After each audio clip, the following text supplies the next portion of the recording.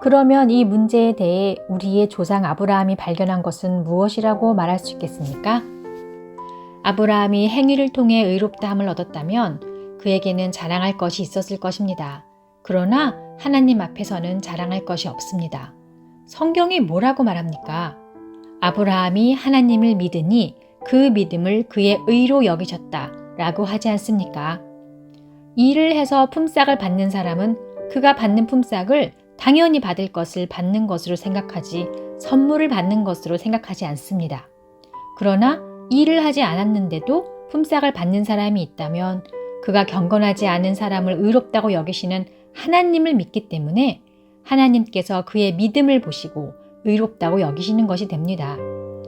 다윗은 행한 것과는 관계없이 하나님께서 의롭다고 인정하시는 사람이 받은 복에 대해 다음과 같이 말했습니다. 자기 죄를 용서받고 자기 허물이 가려진 사람은 복이 있다. 주님께서 죄 없다고 인정해 주는 사람은 복이 있다.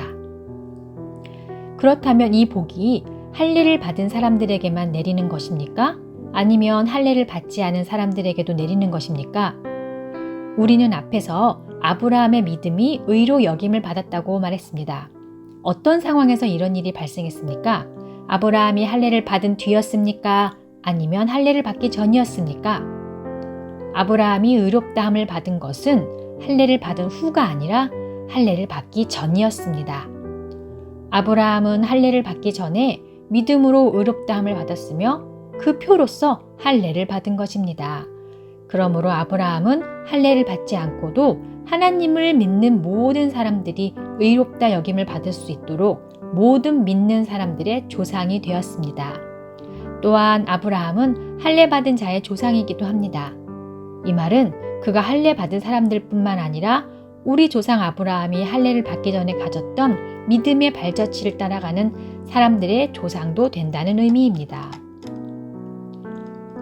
하나님께서 아브라함과 그의 후손에게 그들이 세상을 물려받을 상속자가 되리라고 하신 약속은 율법을 통해 온 것이 아니라 믿음으로 인한 의를 통해 주신 약속입니다. 만일 율법을 지키는 사람이 상속자가 된다면 믿음은 쓸모가 없어지고 약속도 무용지물이 되고 말 것입니다. 율법은 하나님의 진노를 야기하지만 율법이 없다면 율법을 범하는 일도 없을 것입니다. 그러므로 하나님의 약속은 믿음을 통해 주어집니다. 이렇게 하신 것은 하나님께서 아브라함의 모든 자손에게 약속을 은혜로 주시기 위해서입니다. 모세의 율법 아래 사는 사람뿐만 아니라 우리 모두의 조상 아브라함처럼 믿음으로 사는 사람들 전부가 아브라함의 자손이 됩니다. 성경에 내가 너를 많은 민족의 조상으로 삼았다고 기록되어 있는 것처럼 아브라함은 그가 믿은 하나님, 곧 죽은 사람도 살리시며 없는 것도 있게 하시는 하나님을 믿었습니다. 아브라함은 소망이 전혀 없었지만 하나님께서 내 자손이 이와 같이 많아질 것이다 라고 말씀하신 대로 자기가 많은 민족의 조상이 될 것을 믿고 소망하였습니다. 아브라함은 100살이나 되어 거의 죽은 사람이나 다름없게 되었고 사라도 나이가 많아 아기를 낳을 수 없다는 것을 알았지만 하나님을 믿는 믿음이 약해지지 않았습니다. 그는 하나님의 약속에 대해 불신하거나 의심하지 않고 오히려 그 약속을 굳게 믿어 하나님께 영광을 돌렸습니다. 아브라함은 하나님께서 친히 약속하신 것을 이루실 능력이 있다는 것을 확신했습니다.